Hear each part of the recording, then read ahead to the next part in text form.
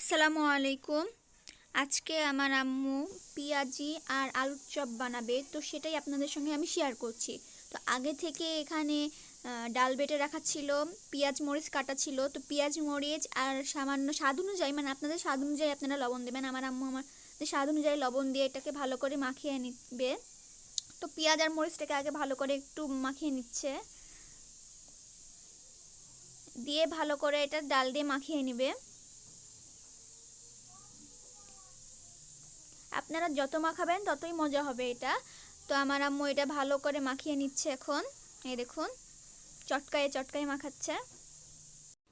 আমার আম্মু রোজার মানে প্রতি বছর রোজাতে হচ্ছে একটি ইফতারির দোকান দেয়।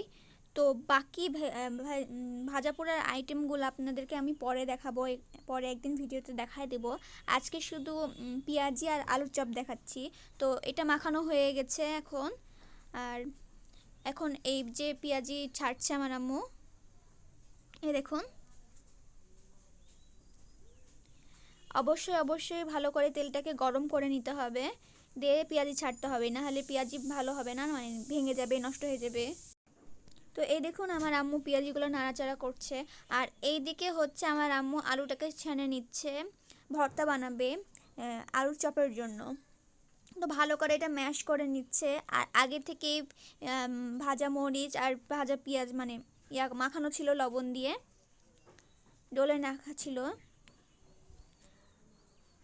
এখন এই ভর্তাটাকে ভালো করে বানিয়ে নিচ্ছে। এর ভিতর লবণ দেওয়া আছে, আমার আম্মু স্বাদ অনুযায়ী আমার আম্মু লবণ দিয়েছে, আপনারা আপনাদের স্বাদ অনুযায়ী লবণ দিবেন। তো এটাকে ভালো করে চটকায় চটকায় ম্যাশ করে নিচ্ছে আমার আম্মু।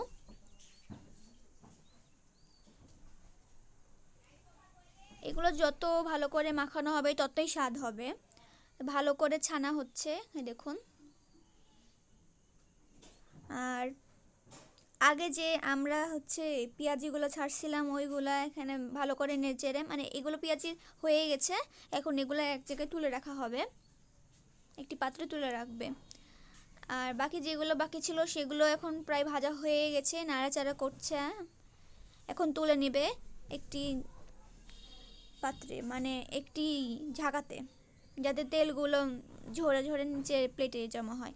আর আমার আম্মু যে আগে মানে কিছুক্ষণ আগে যে ইয়াটা ম্যাশ করলো ভর্তাটা, ওই ম্যাশ করা ভর্তাগুলো এখন ভালো করে গোল গোল করে নিচ্ছে।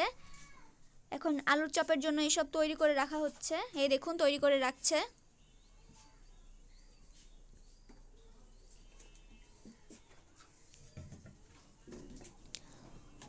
গোল গোল করে নিয়ে তারপরে চ্যাপটা করে নিচ্ছে, দেখুন।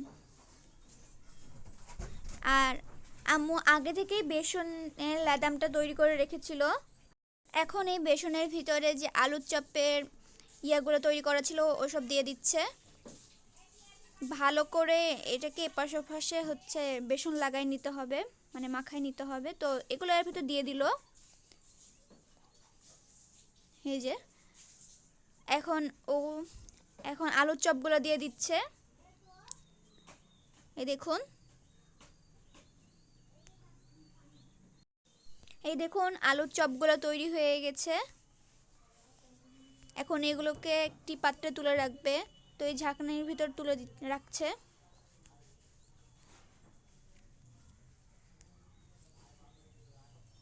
ভিউয়ার্স, আপনারা প্লিজ আমার ভিডিওগুলো পুরো দেখবেন, লাইক করবেন, সাবস্ক্রাইব করবেন, কমেন্ট করবেন। তো এগুলোকে এখন তুলে রাখছে আম্মু, ভাজা হয়ে গেছে প্রায় সব।